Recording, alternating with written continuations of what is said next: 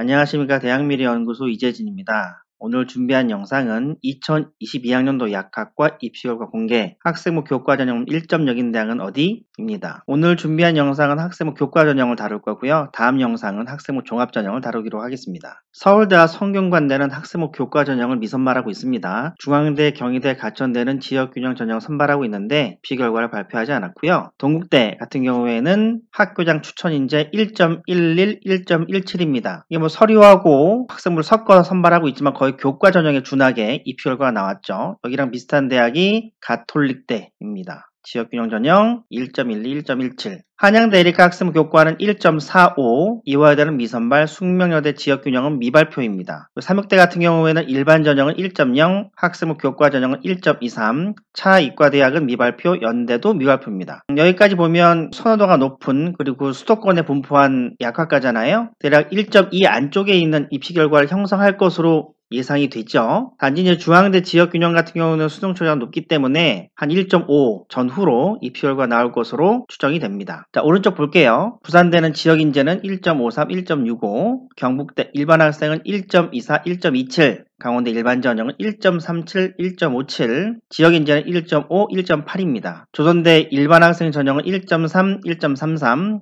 문 닫고 들어간 입시 결과 1.4 초반으로 제가 들었습니다. 고려대 세종은 학생부 교과 지역인재 미발표고요. 단대 천안과 아주대는 학생부 교과 전형을 선발하지 않습니다. 전남대는 1.12, 1.15, 전북대 1.59, 1.17, 영남대는 평균이 1.76이고요. 85% 컷이 1.85 정도 됩니다. 지역인재는 2.26, 2.59. 대구가톨릭대 같은 경우에는 교과 우수는 1.45, 90% 컷은 1.51, 지역교과는 1.58, 1.87, 인재대 약학은 1.43, 1.47, 지역인재는 1.35, 1.44입니다. 선호도가 조금 밀리는 약학과로 오게 되니까 대충 입시 결과가 1.5 정도까지 떨어지는 경향을 좀 보이고 있죠. 계명대입니다. 계명대는 입시 결과 아직 발표하지 않았고요. 충남대는 1.65, 1.72, 충북대는 1.02, 국립경상대는 1.39, 제주대 미발표, 덕성여대가 1.0이에요. 야, 그러면 입시를 잘 모르시는 분들은 그럼 수시에서 덕성여대가 탑이구나 이렇게 생각할 수도 있는데 이건 좀 이따 설명드리고요. 우석대는 미발표입니다. 원광대는 교과 전형 미선발이고요. 동덕여대 미발표,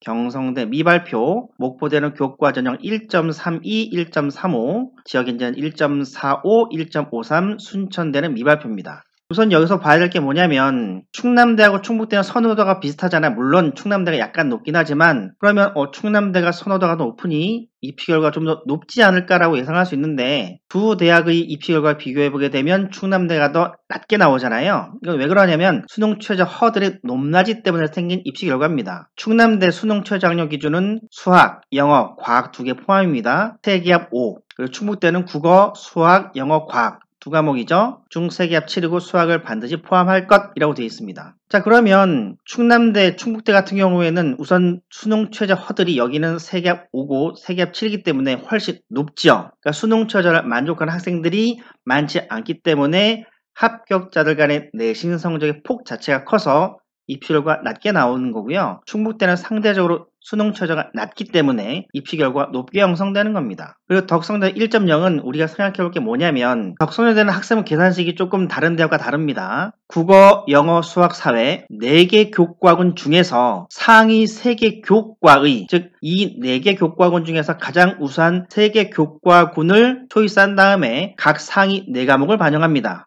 총 12과목밖에 반영 못하겠죠. 재학생들 같은 경우에는 1학년 1학기부터 3학년 1학기까지 보통 35개의 과목을 이수합니다. 이 중에 대략 3분의 1 정도 절반이 안 되는 과목을 뽑아서 덕성여대는 줄을 세우고 있죠. 근데 앞에서 나온 약대들의 입시 결과 대충 1.5 부근입니다. 1.5라는 것은 절반은 1등급, 절반은 2등급이라는 얘기잖아요. 그러면 덕성여대 계산식에 따르면 절반의 2등급은 날아가니 당연히 1등급밖에 남을 수가 없겠죠. 그래서 덕성여대는 1등급밖에 나오지 않는 겁니다. 실제 전 과목을 다 반영하게 되면 대략 1.5 부근의 내신 등급이 형성될 거고요. 덕성여대와 비슷한 내신 산출 체계를 갖고 있는 대학은 우석대입니다. 우석대도 이와 준하는 결과 아마 1.0에 수렴하는 입시 결과가 나올 것으로 예상을 하고 있습니다. 약대 교과 전형 입시 결과를 말씀드렸는데요. 약대는 입시 결과를 가지고 선호도, 대학의 높낮이를 판단할 수는 없습니다. 방금 말씀드린 것처럼 대학의 내신 산출 체계, 그리고 대학마다 다른 수능 최저 허들, 높낮이 때문에 단순 비교가 불가능하니까 이 입시 결과를 보고 어느 약대가 높네, 낮네, 이런 것들을 고민하지 마시고 내가 만족할 수 있는 수능 최저, 그리고 내가 각 대학교 산출식을 돌렸을 때 유리하게 나온지 여부 등을 고려하셔서